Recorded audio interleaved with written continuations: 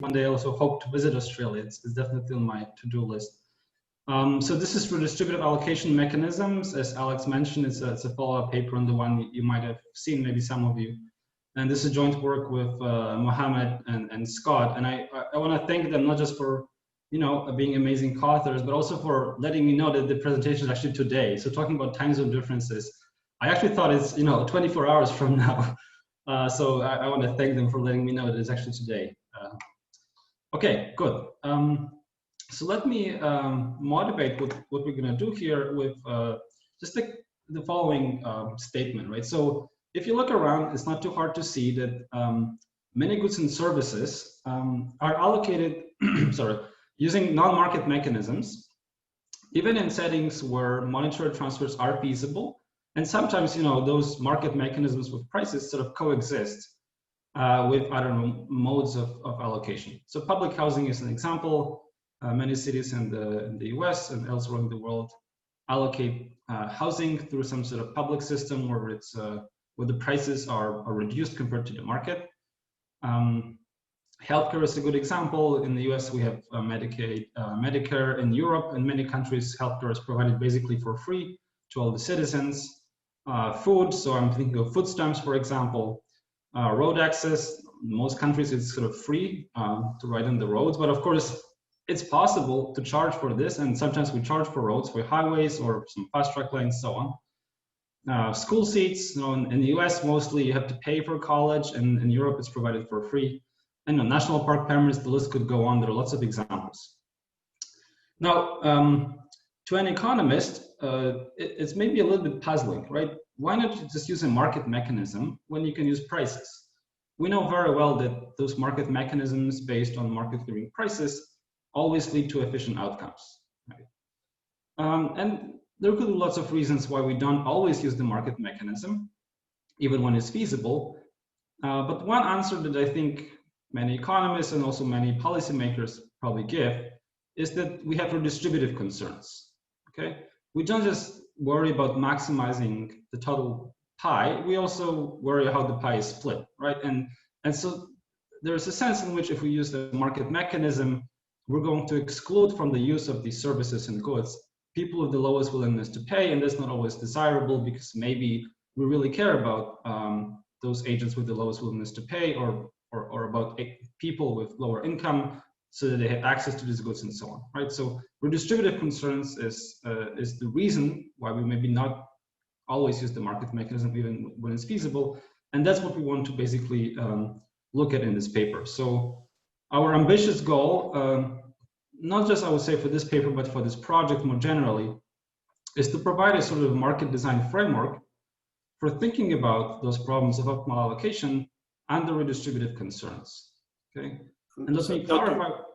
Sorry, yes. Can I just ask two questions on the previous slide? So the efficiency of the market mechanism is sounds a bit like old school economics. I mean, we have the American satisfied theorem, etc., that sort of suggests that maybe the markets are not necessarily as efficient as you might think. And the other comment I had on school seats and private schools, they're the so-called market mechanism is not necessarily used to clear the market, right? As you've seen in the recent outrage about corruption and people getting into the top schools paying money, which was considered as a bad thing. So, well, what's your reaction to these 2 points?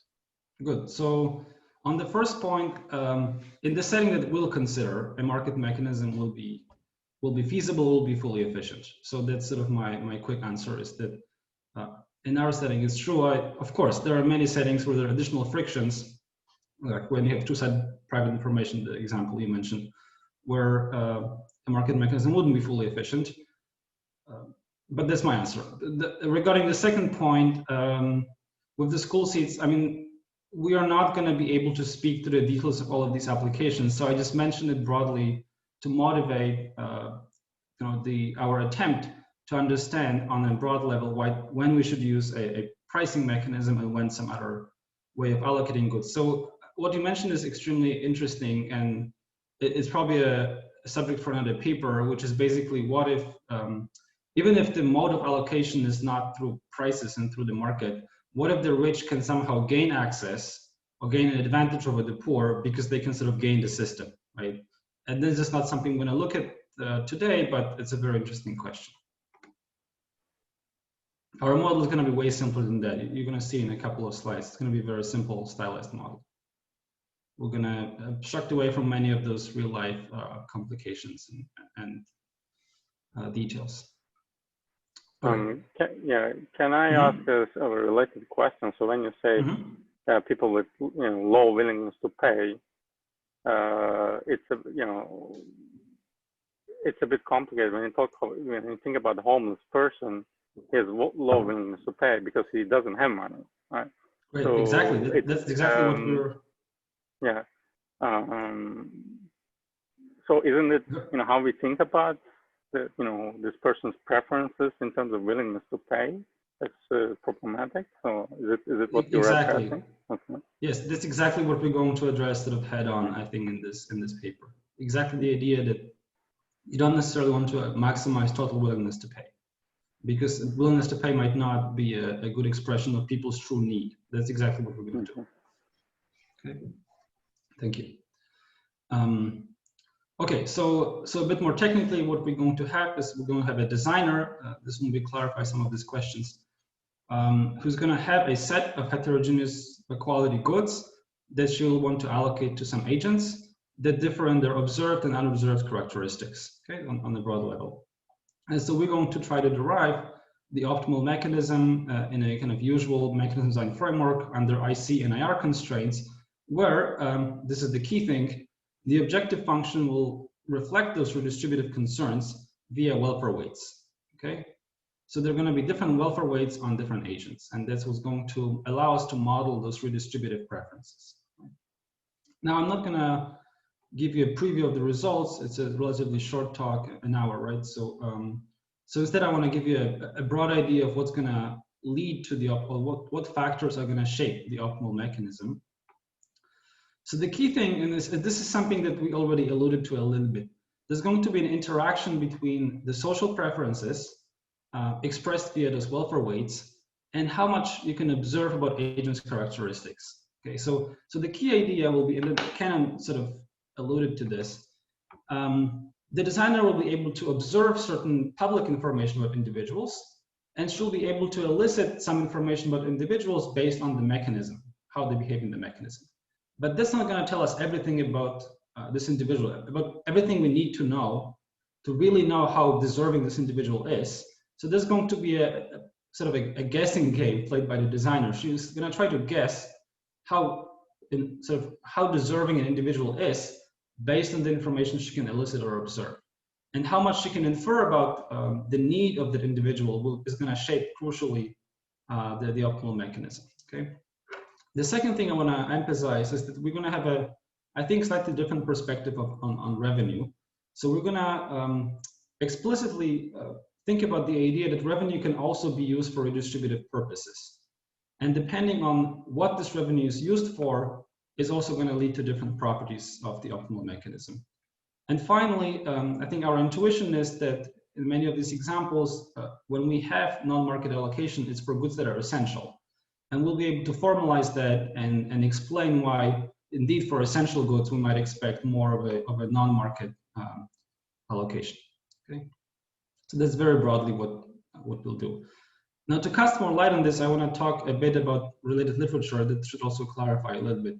I want to start with one general remark, which is that in mechanism design, we have literally thousands of papers, some of them written by people who are here, right, on maximizing revenue or on maximizing efficiency, or showing that achieving efficiency is not possible, right? But anyway, for those two objective functions, we have a very good understanding, still not complete, but a really good understanding of what's going on. For redistributive questions, which are obviously important from a real-life perspective, we have just a handful of papers. So we think it's an area that just requires more work. So that being said, there are important contributions, and Weizmann, 1977, this is the first paper, to the best of our knowledge, to make the point. Again, I think Kenan mentioned this. that if agents' needs are not well expressed by the willingness to pay, if the designer wants to maximize something else, not total willingness to pay, then it might be better to have a fully random allocation compared to market pricing. So he made that point in a simple model, just comparing those two, but we think he was the first to make the formal point. And then the most close related paper is a beautiful paper by Condorelli from 2013. And I could describe it in one sentence as just, he does a full mechanism design approach to this Weizmann's problem. So it's a similar question to ours, when to use a market versus a non-market mechanism. The difference is, sorry, my slide got stuck. Okay, here it is. On a technical level, we're going to add a bunch of elements. So we're going to have heterogeneous quality of objects, which is going to create the problem of matching between objects and agent types, which is absent from his work. So this is technicality, but we have a continuum of goods and agents, which means we cannot use his techniques directly. We have to extend them to some extent. We're going to have groups of agents with the same observable characteristics, which is also going to give rise to a new optimization problem that we'll have to solve. And maybe the main difference is, although Condorelli's objective function is quite general, he actually doesn't allow for designers' preferences over revenue. And this turns out to be really important for our results. On a conceptual level, can I interrupt for a second? So how should I be thinking about the observable characteristics? So are these related to, say, not willingness to pay, but ability to pay, or budgets or something like that? If you give me 2 more slides, I'll make it very precise, if it's okay, because I will talk a lot about this. So if it's okay, Okay. And I also want to say on a conceptual level, our paper is more applied in the sense that, so Condorelli says it's a general framework. He says if these conditions are met, then you should have this market mechanism, non-market mechanism. We have a more specific objective function in that you're going to see it. It's going to be a weighted sum of utilities and revenue, but we try to deliver some sort of practical conclusions for market design. And finally, I do want to mention our previous paper, just in case you know it, just to explain the differences. I'm not going to be super precise about describing the exact marginal contribution of this paper, but think of the previous paper as working in a sort of maximally simplified setting where we had just a market. It was a two-sided market, so that's the difference, but for a single homogeneous good with no additional observable information about the agents. There were no restrictions on lump sum transfers, which we're going to have here. So think of that first paper as making a conceptual point, kind of against the backdrop of welfare theorems. And this paper being more like a guideline for policymakers of how to actually set policy in a more realistic framework. That's roughly the relationship. There are lots of other papers. I'm not going to discuss the remaining ones unless you have questions. I do want to mention that the methods we're going to use we refer to this as generalized ironing, and they have been used in a bunch of sort of concurrent work. One of them is this beautiful paper by Ellen and Simon, actually. So he's going to be bored when I talk about the methods because it's basically the same idea. Okay. So if there are no questions, I'm going to go straight to the model. I think the model is going to answer many of the questions that you had before. The model fits basically on one slide, so this is kind of a heavy slide, but once you understand this, you understand our entire framework. There's going to be a second slide about feasible mechanisms, but that's it. That's the whole model. So we're going to have a unit mass of objects to allocate to a unit mass of agents. Right? Each object has a quality Q. Okay, it's going to be normalized to 0, 1, and there is some distribution F of quality that's available to the designer. Now, each agent is going to have a 3-dimensional type, okay? And I'll say first what it is, and then I'll interpret this a little bit. So there's an observable label, I, and there are finitely many of those observable labels. By observable, I mean it's observable to the mechanism designer. There is an unobserved R, which is willingness to pay for quality, right? And you'll see in a second why we just need a single number for that. And finally, lambda is an unobserved social welfare wage. Okay, so these are the 3 elements that constitute a type of an agent. the type distribution is known to the designer. So the designer knows what the distribution of those three-dimensional types is in the population. Now, but the interpretation of these types. So if I have an agent with type IR lambda, and she gets a good with quality Q and pays T for it, then her utility is linear. Okay, so this is a huge simplification we make to keep the model tractable. Her utility is going to be Q, the quality, times R, her willingness to pay for quality, minus the payment T. Okay, so that's the meaning of R. That's what willingness to pay is. It's just a willingness to pay for a unit of quality. Now, what is lambda, this social welfare weight? So if an agent gets this utility QR minus T, her contribution to social welfare, which is going to be the objective function of the designer, as you see on the next slide, is going to be lambda times QR minus T, right? So think of this lambda. I got questions about this, so I'll explain this now. As everything that we care about an individual that informs how deserving this individual is, what kind of welfare weight we should attach to this individual in the social objective function, right? And this could be anything. It could be your income, could be your socioeconomic status, your family status, whatever we think is important here, okay? Your ability to pay, someone mentioned this example. That's what goes into the lambda. It's summarized by lambda. Okay. Did something happen?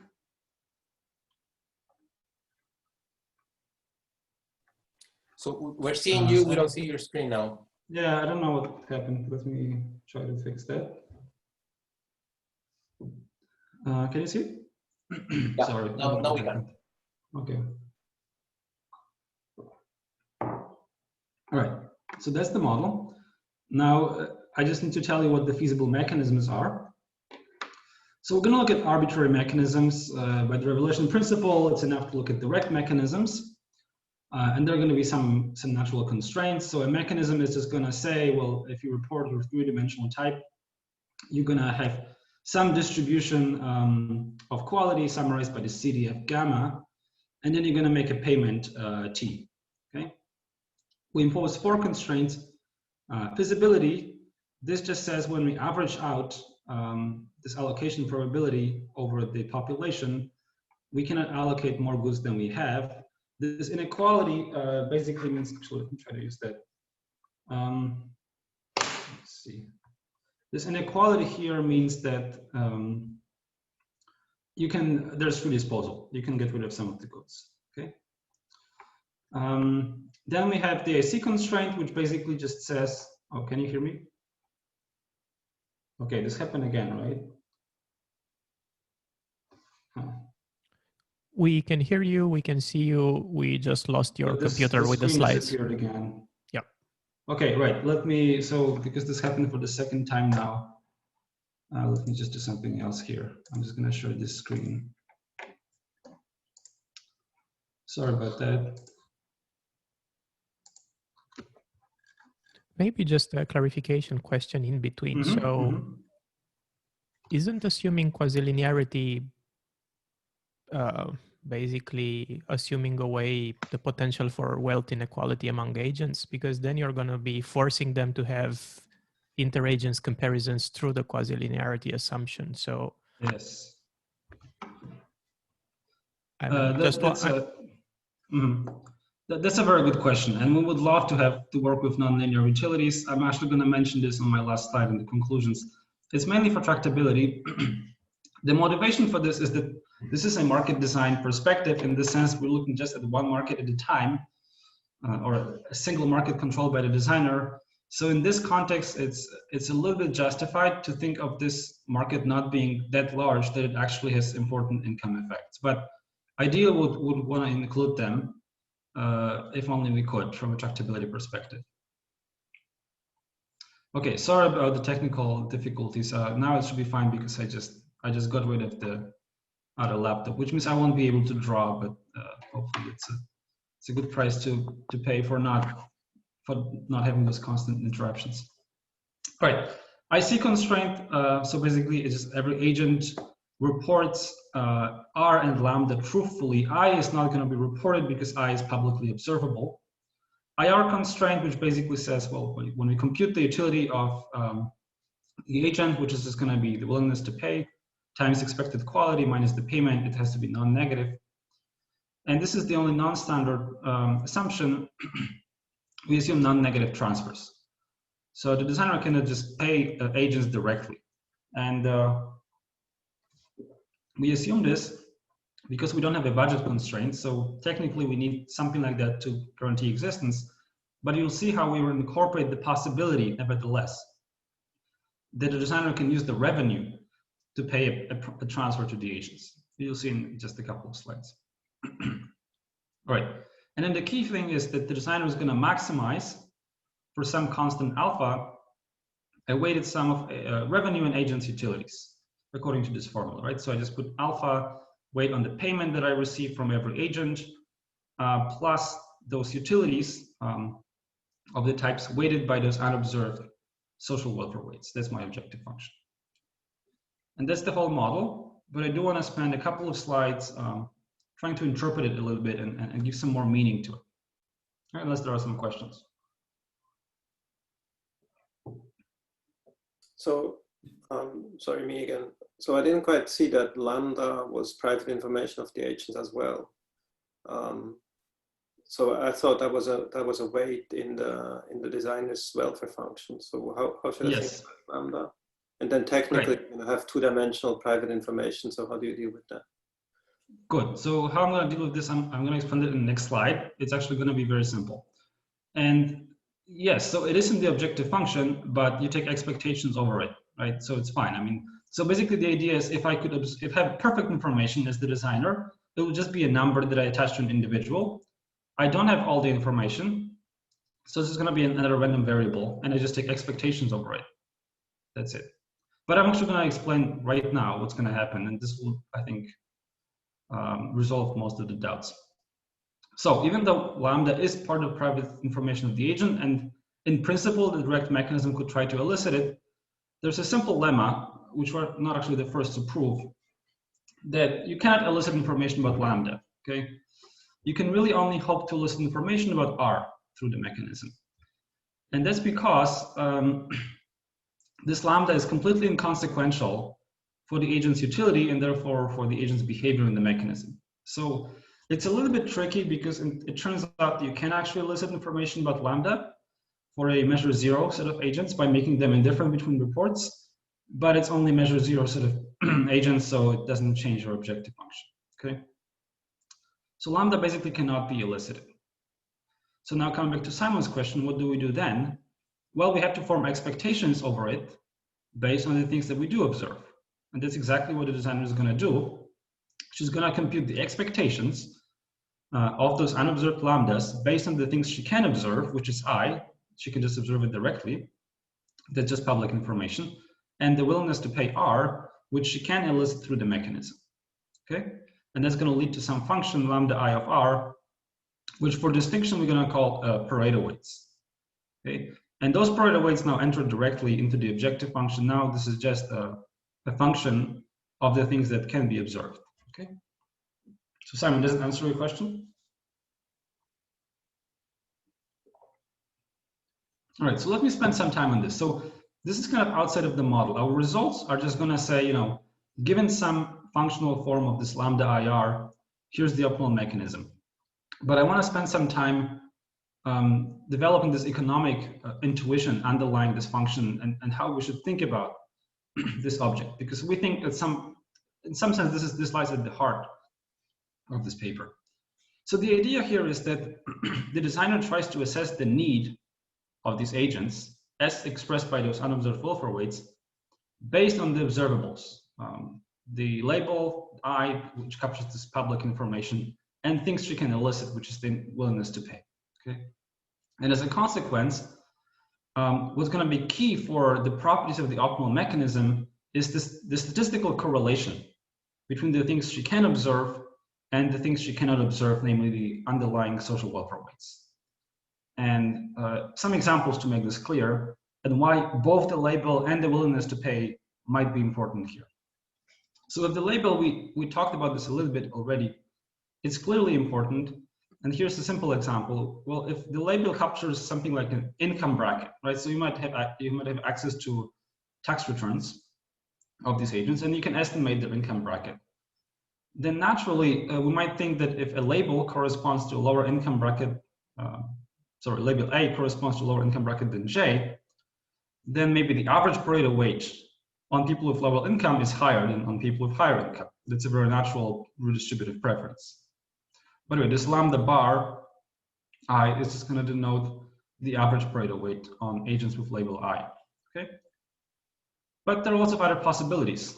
Labels could be, as I mentioned, family status. For example, in public housing programs, there is a preference attached to families, right? Ethnicity or race could matter, like in affirmative action. Educational background, the neighborhood you live in, etc. Right? So anything that's sort of verifiable about an individual that could be important, could be correlated with how we think as a society this individual is deserving, something like that. Now, it's a little bit more subtle to think about why willingness to pay can also be correlated with those underlying social welfare weights. And here's an example to illustrate that kind of in a vivid way. Suppose there are no labels. We have no additional information about two individuals. We know nothing about them. We just know that they have cancer and they need a cancer treatment. And we ask for the willingness to pay for this treatment, right? And suppose that agent A says $50,000 and agent B says $1,000. Now, obviously no sort of deterministic statement can be made, but it seems very plausible and intuitive that somehow agent B is in a more adverse economic situation, that somehow maybe she has very low income, maybe she's in a tough financial situation, but in any case, it sounds like as society, we might prefer to give more weight to this agent B, simply because this low willingness to pay is likely an indication of some sort of hardship, given that the cancer treatment is something that sort of in the situation everyone desires in some sense, right? And so then we might naturally think that this Pareto weight is decreasing in willingness to pay. In fact, maybe quite strongly decreasing. So to give it more context, let's consider a slightly different thought exercise. Suppose there are many labels now, and we are informed that these two individuals have exactly the same income, and let's say it's a low income. Now, in some sense, this I would argue that this is sort of like, in the previous case, it was like an omitted variable bias, right? We associated with willingness to pay part of the correlation that was really due to the income, right? And now with control for income, we can no longer associate those differences in willingness to pay to the income. And that's why sort of there might be less correlation, less residual correlation between willingness to pay and those welfare weights. But I would still argue that, we still might think that this individual B is more deserving. She still probably has a higher weight, because we might think, well, even though they have the same label, the same income, maybe this means that agent A has a wealthy family member, right? And that's why her willingness to pay is larger. This agent B is in a worse situation, so we should still attach a higher weight to this agent. Okay, so basically what this says, if you have more information in the labels, maybe there's less residual correlation between willingness to pay and the unobserved welfare weights, but there still probably is some correlation, because it's probably not going to be possible to capture all relevant factors through those labels, even though you might have quite a bit of information. And a final example, unless there's still a question? Yeah, can I ask just to clarify? So the lambda from the model, it was implied that it's observable to the individual themselves, right? But it's actually not important. Yeah, it sounds like it's not necessary. Right? No, it doesn't matter actually. Right, it doesn't matter if it's observed by the individual or not, and we don't really take a stance on this because both could be plausible. Okay, and then the final example. Suppose we change this, and now instead of this cancer treatment, we think of two consumers and the willingness to pay for a carton of milk. And one agent says $5, the other one says $0. Even though there's a big difference in willingness to pay, this time it's natural to think that these things are more related to taste, I think, rather than underlying sort of social situation or economic situation or hardship. Because milk is relatively cheap, and willingness to pay for it is driven mostly, I would say, by taste, right? So given these numbers, I would just say agent B probably doesn't like milk. rather than agent B must be in a hard financial situation, right? So depending on the good, depending on the context, you might expect different degree of informativeness, of willingness to pay about the underlying social welfare weight. And so this is going to be in the background of our model, but I want to bring this out a little bit, and that's how sort of you could then translate these results to particular applications. Okay, second comment about the model, the role of revenue. So I mentioned this briefly, but let me expand.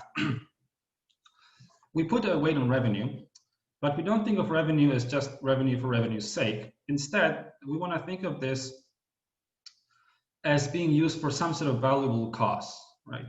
So the designer can use this budget to subsidize, also with redistribute in some way. And we can capture a bunch of different cases by picking this weight alpha on revenue, right? So first of all, if alpha is larger than the average Pareto weight for some group I, lambda bar I, just to remind you, is the average Pareto weight, it means that there are some outside costs, okay? So I don't want to just give money to these agents in group I. Instead, there's some outside cost that is even more valuable from a social objective perspective. Maybe I'm donating to a charity, or maybe I'm funding an investment project, but I want to redistribute outside of this group. And notice that then this non-negative transfers constraint is not going to bind. I wouldn't want to give cash to these people anyway. A more interesting case, and I mentioned this briefly before, is if you actually can give a lump sum payment to the agents in your model. And then you will just set alpha to be the maximum over labels, the things you can observe, of those average Pareto weights. So that's as if you could give a lump sum transfer to the group I associated with the highest average Pareto weight. And instead, if you fix alpha to be equal to the average Pareto weight, then it's as if a lump sum transfer to all the agents were allowed, but if you could not condition on the label, okay? So that's how we kind of can incorporate giving lump sum payments to people, not directly through the transfer function in the mechanism, but through the subjective function by setting alpha, the weight on revenue, to be just equal to the value of giving $1 to a random agent within a group. Okay? Piotr? In the final case, yes? So so given that you're talking about lump sum transfers to groups, can I push your model a bit? And so point out that in the examples that you're using, you know, it's natural to assume that everyone is going to be, so everyone agrees that, you know, given a higher welfare weight to, you know, people with less economic conditions is sort of okay, right? You know, wants to give more weight to the poor and so on and so forth. But suppose we're talking about a different dimension of characteristics, race, for example. So how should I think of giving more weight to, you know, a particular race or something like that? I mean, what I'm trying to say is, don't you worry that in certain cases, you know, society as a whole may not agree on the ranking of weights that are derived by the mechanism? That seems to be really important, right? Especially in some contexts. You know, you think about gender, you think about race, and so on and so forth. So, you know, how can I interpret your model in this circumstance? Okay, great. That's a very good question. It's a very deep question. We don't have a great answers, right? So, you know, we kind of adopt. There's a cheap response, which is we just take it as given. We don't take a stance in how this is formed.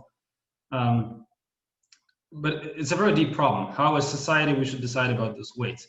I think there are two answers that I could try to give. One is that a more kind of idealized answer that, you know, there is ideally some process in which the society can express those preferences. The problem with this is that we know from Arrow's theorem, it's not even going to be possible always, right, to have a reasonable way to aggregate those preferences. So those conflicts are going to be inevitable in some sense. And I don't have a great response to how we should as society form those Pareto weights and how we should agree on them. I have no idea. A more pragmatic answer is that this is just something that lives in the head of the mechanism designer. So the designer is some person, a particular person in society who's responsible for running those policies, and she has some ideas in her head that are influenced probably, hopefully, by what the society thinks, but it's just, you know, a utility function of the designer, literally, right? That's another way to interpret this. Yeah. Yeah, no, so I agree. It's a deep question. It's a deep theme, and I mean, I'm glad that you guys are making, you know, progress in this direction. And at the same time, there's still a lot of answers to questions to be answered. Right. So yeah, good. Thanks. I have a quick question. So since you're talking about alphas now, and how you can adjust them to account for different things, can you also account for reallocation or resale between agents by adjusting alpha? I didn't see a way to do it. Maybe, but I don't see it. So, by the way, resale is very important. Simon has some really nice work on that, right? It would change the problem. We just assume that resale is not allowed. Just like in mechanism design, we assume everything in the mechanism is controlled by the designer. It's a great question. I don't know what's going to happen. I don't think it's a matter of adjusting alpha, unfortunately. I think it's more complicated. Maybe a cheap example would be to come back to medical services, where to answer JC, everyone agrees, or most, there's a lot of experimental studies saying, look, the value of a human life is this, and Piotr, Alex, and JC all have the right to cancer treatment. So if Piotr can pay 10 times more, it's just because he can pay 10 times more. So it's, you know, the value to live for all of us, it's kind of the same. And at the same time, the appointment is not transferable because it's assigned to an individual. So, you know, maybe that's a great example of a market which there are empirical studies to document that, in fact, pretty much all of your assumptions would be naturally satisfied as far as I can see. Yeah, that's a good point. Thank you. Let me just finish this slide. So basically the last case is when the weight on revenue is below the average Pareto weight.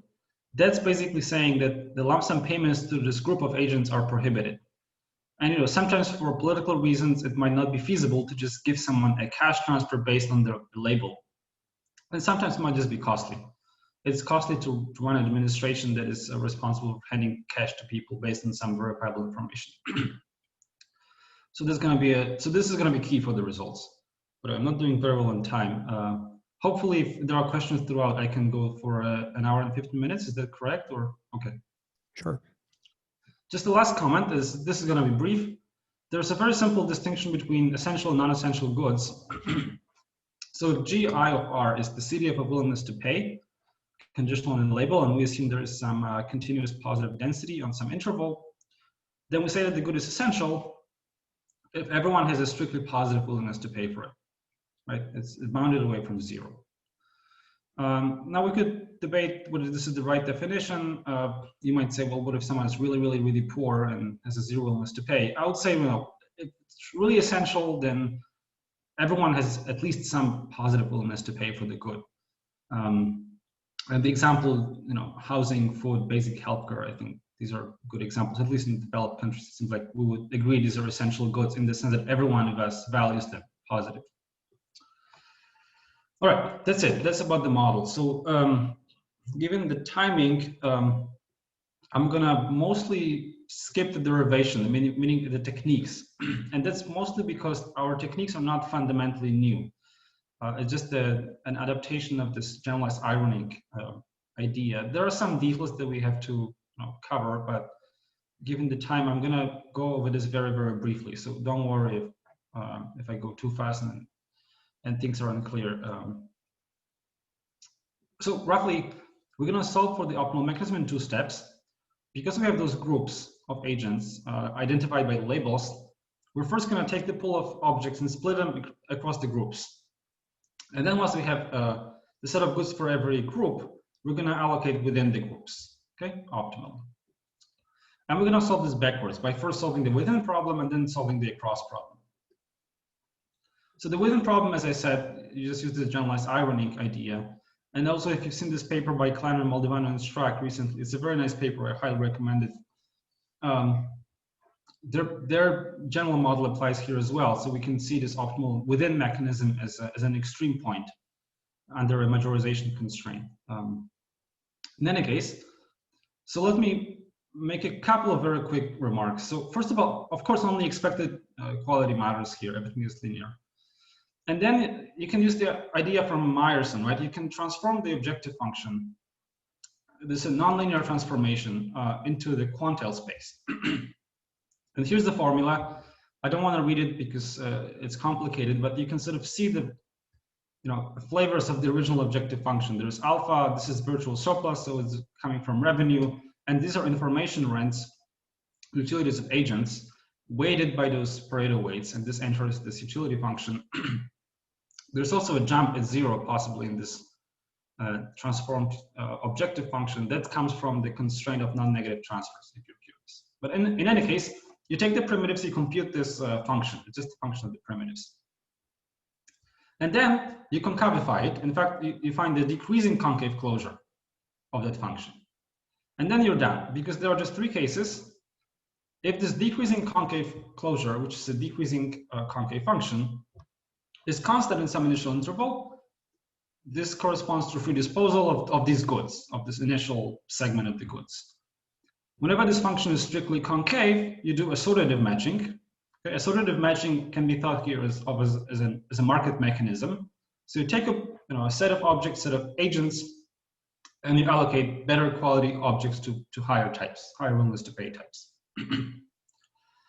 And finally, when the function is affine, you do random matching in those regions, right? So random matching just means you take the pool of objects, you allocate them randomly, so the expected quality is constant in that interval.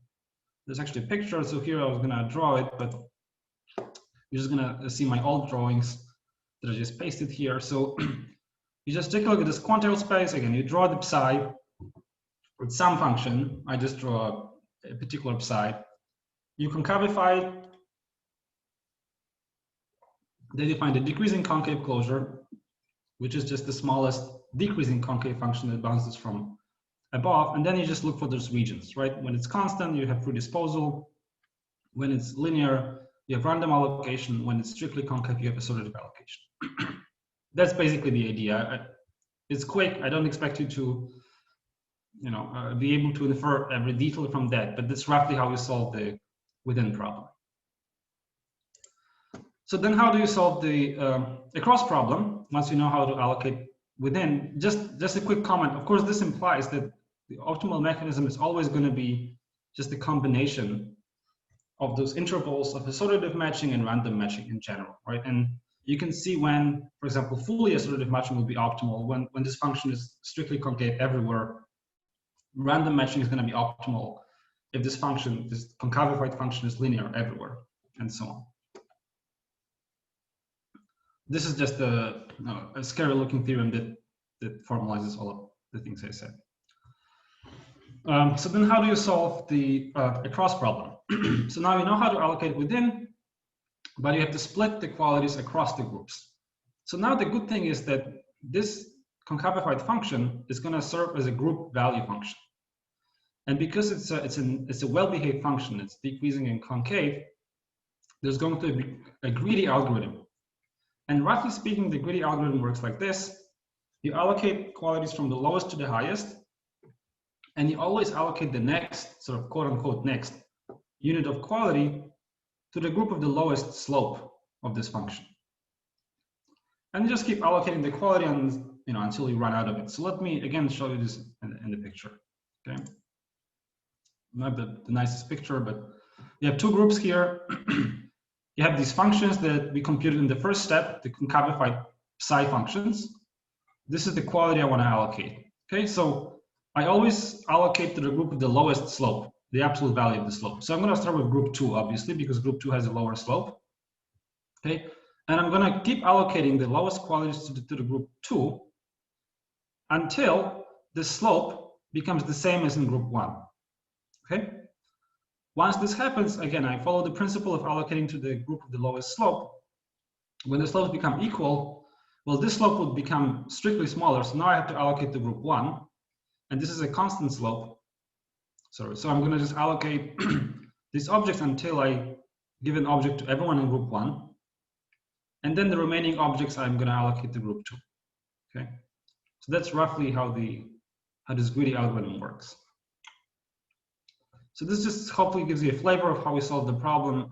I don't think this is sort of the key part of our contribution, which is why I just made it very brief. This is a theorem that formally describes what happened. And I want to focus instead on the economic implications. All right, so this will be just a series of results, and we'll see how far I can get with this. This is in some sense the main result of the paper. And it describes conditions under which you want to do in-kind transfers, so a kind of random allocation at the bottom of the distribution for free. And there are two assumptions for this result. First of all, the average Pareto weight for group I has to be strictly larger than the weight on revenue, okay? And second, the good is essential. Then, for at least some willingness to pay agents at the bottom of the distribution, you allocate randomly at a price of 0, okay? So there are two assumptions, and the conclusion is you want to have at least a little bit of random allocation for free at the bottom. The first assumption, okay, is saying that you put a high average weight on these agents and associated with this label, but you cannot give them a direct lump sum payment, okay? Because if you could, then alpha would be equal to at least this average Pareto weight, right? So somehow you have a group that's identified based on the label and that you want to redistribute to, but you cannot give them a lump sum payment directly, or maybe it's just costly. So that's the first assumption. The second is that the good is essential. The willingness to pay is bounded away from 0. So this is something like housing, food, or healthcare. Right, so these are sufficient conditions for this result. By the way, it's because under those two conditions, you have this jump at 0 in the function you concavify. And when you have a jump at 0, you're always going to have a linear part at the beginning. This gives rise to random allocation at the bottom. So why is this true? There's kind of a tempting intuition which is actually wrong. The tempting intuition is to say, well, you care about the welfare of those agents with lowest willingness to pay, so you give them the good for free. This is actually wrong because we only made an assumption about the average weight in this whole group. We have made no assumption about what particular weight you allocate to different people of different willingness to pay. It might even be that you have 0 weight on those lowest willingness to pay agents. So this is the wrong intuition. The correct intuition is that by depressing the allocation, okay, or making it random for the lowest willingness to pay agents in this group, you are able to lower prices for everyone in this group. And that's what really allows you to deliver this benefit, right? So somehow the intuition must rely on the fact that you deliver this benefit to all the agents, because we only made an assumption about the average weight. And that's how you do it. And in fact, this is important now that I'm going to show you a picture again of why this is true. So I want to argue that, you start with some increasing allocation of quality. And I want to argue that you can improve the designer's objective by introducing a little bit of random allocation at the bottom. So we start with some increasing allocation. There's an associated transfer. And notice that it touches 0 here. That's not a coincidence, because under the first assumption that you want to redistribute to this group, but you cannot give lump sum payments, it has to be that you hit the binding constraint of non-negative transfers. So the transfer has to be exactly 0 for the lowest R agent. And in some sense, your problem is you would love to give these agents more cash, but you cannot do it directly because of the constraint and because it's, by assumption, it's costly. All right, so what can you do instead? So here's the perturbation that's going to be better. You introduce a little bit of random allocation at the bottom. So you take this pool of quality, and instead of assortatively, you allocate it randomly to some small fraction of agents. What is it going to do to transfers? Well, now because you give the same quality to all these agents, you can set the transfers for these agents to 0, because they just get the same good, the same quality on average. And then here's where the assumption of essential goods come into play. When this good is essential, even the lowest willingness to pay agent has a strictly positive R.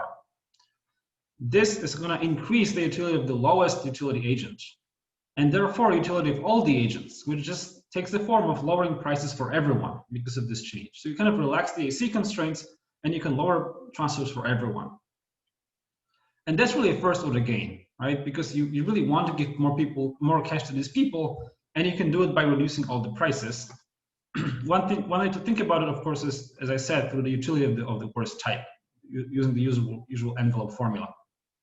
So this is a first order gain. How about this region? Well, you don't know what's going to happen to the welfare of these types, but it's a second order loss at most, because you do it for an epsilon set of types, and you only perturb the quality they receive by epsilon. So it's just a second order thing, okay? So this is always going to dominate. You can always improve by introducing this random allocation at the bottom. All right, so that's the first result.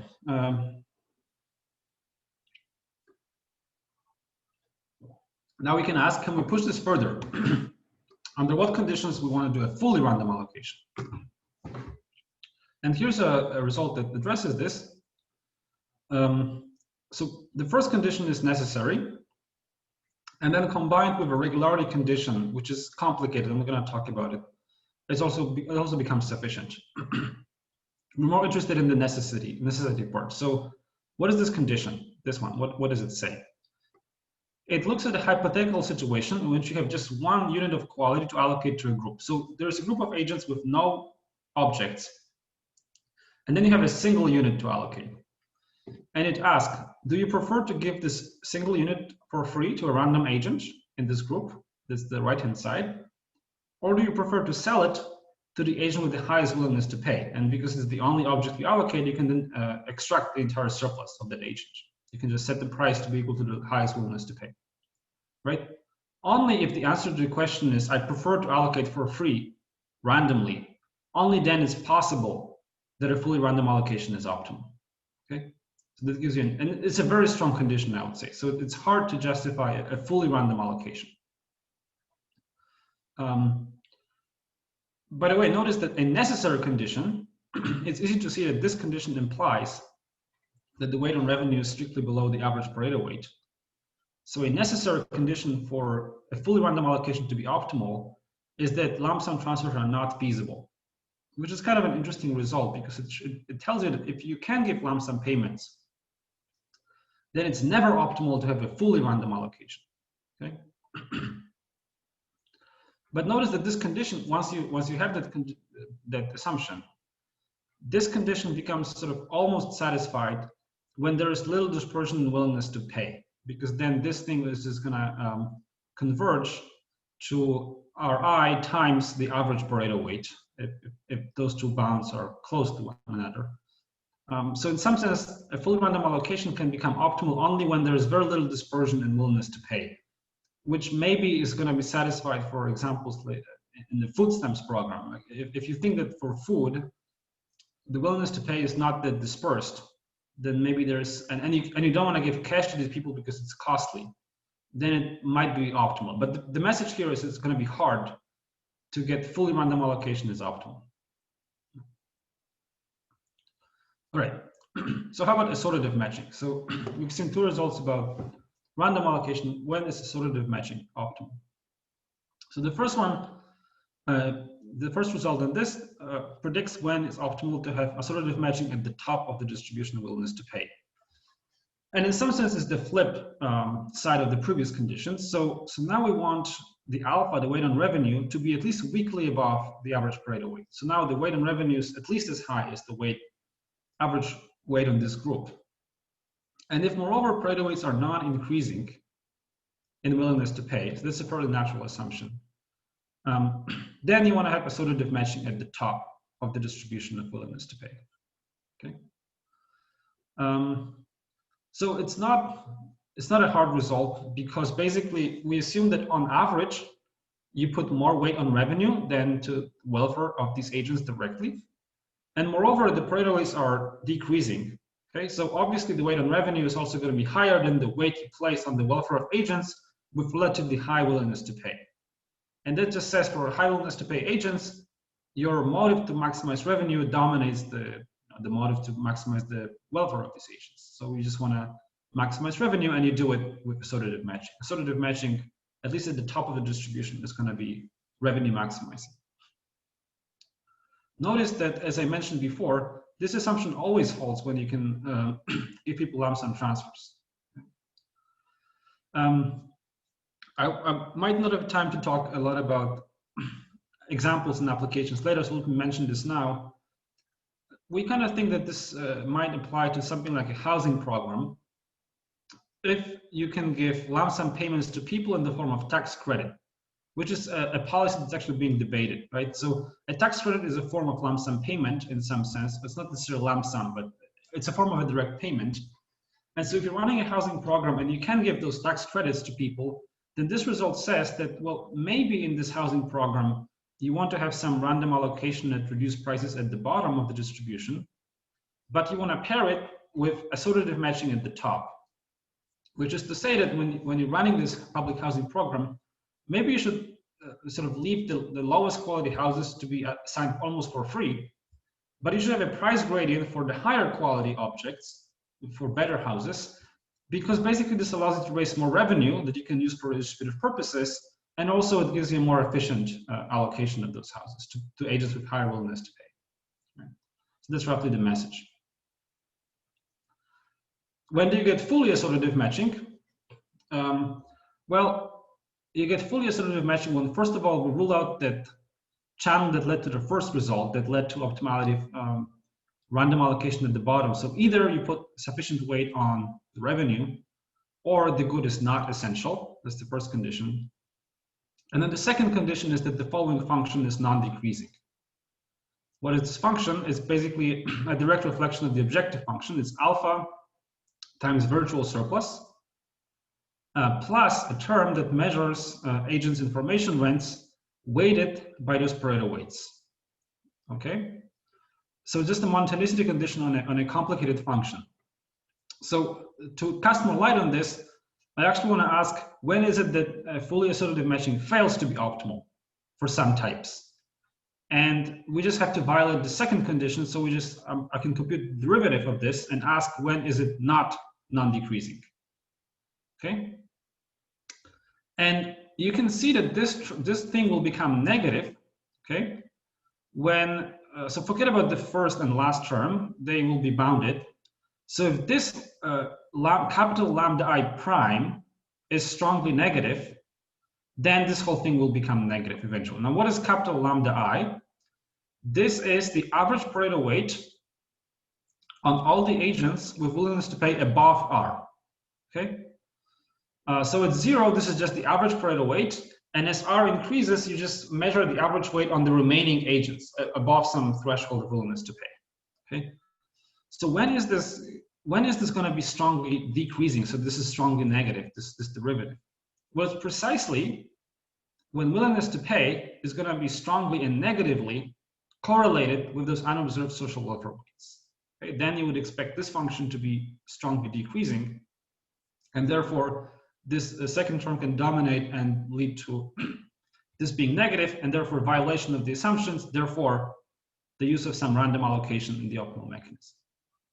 So this says if willingness to pay reveals, okay, differences, inequality in those unobserved social welfare weights, then you will want to augment your mechanism with at least partially random allocation.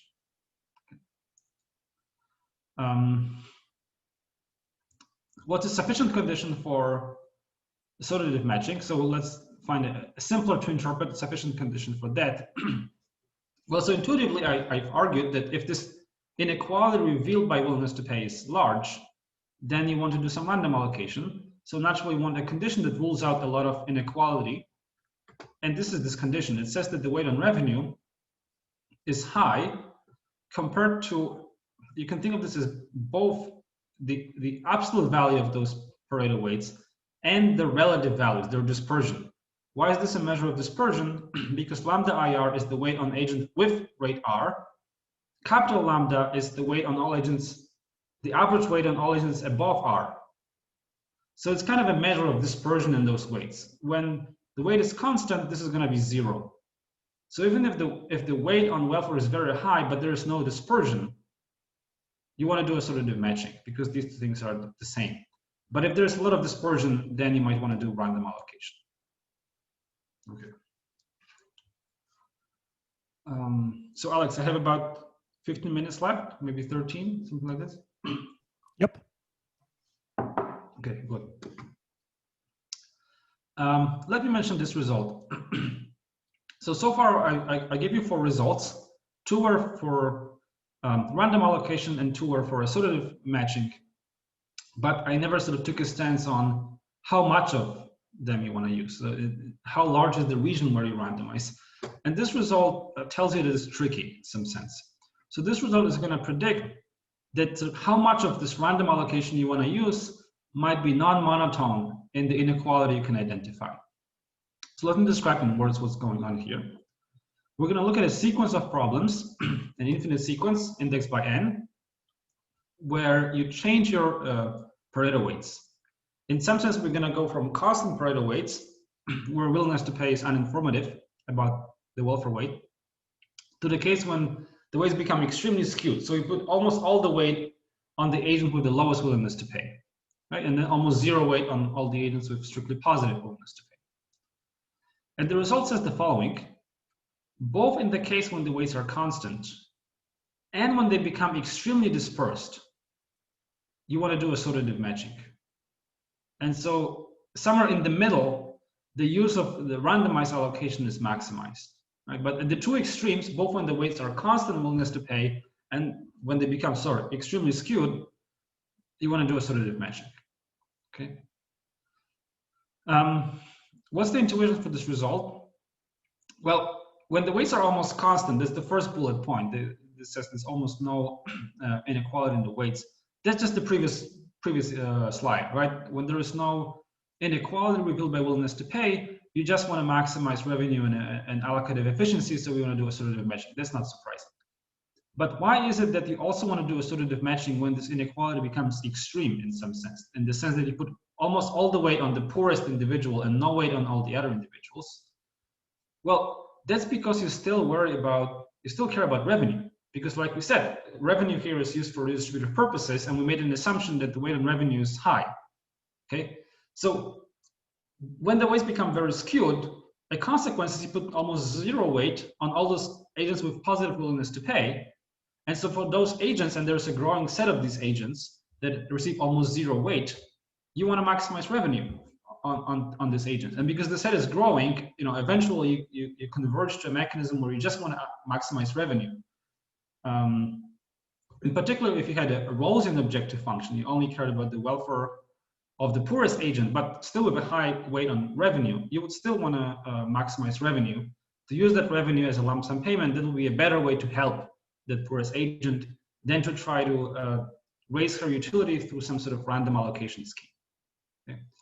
So this is mainly to say that it's a bit tricky. Things can be non-monotone in the inequality. It's not just true that the more inequality you can cover, the more random allocation becomes, or something like that. Now, if I have 10 minutes, so far I've talked about the within problem, right? Only about how you allocate those objects within a group I. So I want to show you at least one result that pertains to this across allocation problem. Okay, let me show you the last one because that's the most interesting one. So this is now a problem where you have 2 groups, group 1 and group 2, and in one group you allocate associatively, and in the other group you allocate fully randomly. So it's kind of a very polarized case, and I want to just take this case because it's clean to explain how do you allocate across the 2 groups. So think of this as, group 1 is kind of like a private market. Say if it's a housing market, in group 1 is all the people that are not eligible for public housing. They just buy associatively in a free market at market prices. Group 2, these are people eligible for a housing assistance program, and there's a fully random allocation within that program for people in group 2 with label 2. Okay, and typically we think that when those public programs are run, it's the sort of inferior quality that's being allocated to the agents that are eligible for the free good, right? It's kind of the lowest quality houses. What this result says is that actually this is not optimal in general. This says that when you're faced with this across problem with those 2 groups, you should in general allocate the intermediate quality to the random allocation group and the 2 intervals of extreme quality to the group with associative matching. Okay, that's what this sentence says. And then these are just conditions so that this split, so extremes and intermediate, is non-degenerate. So what's the intuition for that? Well, if you use random matching, that's in group 2, then only expected quality matters, right? Because you just give the good to a random person, only the expected quality is going to matter. But if you do assortative matching, the key is actually to have dispersion in quality, okay? And think of this as assortative matching being motivated by revenue maximization. We know this from Meyerson, right? That to maximize revenue, you want to depress the allocation for the low types to extract more surplus from the high types. And that's exactly where dispersion in quality helps you, because if you have both low and high dispersion, both low and high quality, you can charge more for the high quality, right? So you value dispersion in the group where you allocate assortatively. And that's why, taking those two observations together, you want to allocate intermediate quality to the group with random allocation to have dispersion in the group where you maximize revenue, because dispersion allows you to, again, extract more surplus from those high willingness to pay agents. Right, so this is kind of a result that becomes intuitive once you think about it this way, but it does say that when you're running a public housing program, maybe you shouldn't just assume that it's the lowest quality houses that should be allocated to the program. Maybe it should be intermediate quality instead. All right, I have about 5 minutes. So let me start wrapping up, and I'll talk a little bit about market design implications. I've tried to mention some examples throughout, just in case I wanted time to talk about it. I don't have much time, so it's good, I guess. So let's treat this as a recap. So when should we use in-kind redistribution? By in-kind redistribution, I mean you allocate some range of qualities randomly at below market prices. The rough answer that I've tried to provide with this talk is that you do it when the observable variables, the observable things like the label and the willingness to pay, which you can elicit, uncover inequality in those unobserved underlying welfare weights. And therefore, because there are two things you can observe, the label and willingness to pay, this leads to two kind of distinct reasons why you might use a random allocation. So the first one is when the inequality is revealed through the label. And the second one, when the inequality is revealed through the willingness to pay, right? So this label revealed inequality is basically, this is this first result. When the average Pareto weight on the group of label I, think of I as having low income, having a large family, etc.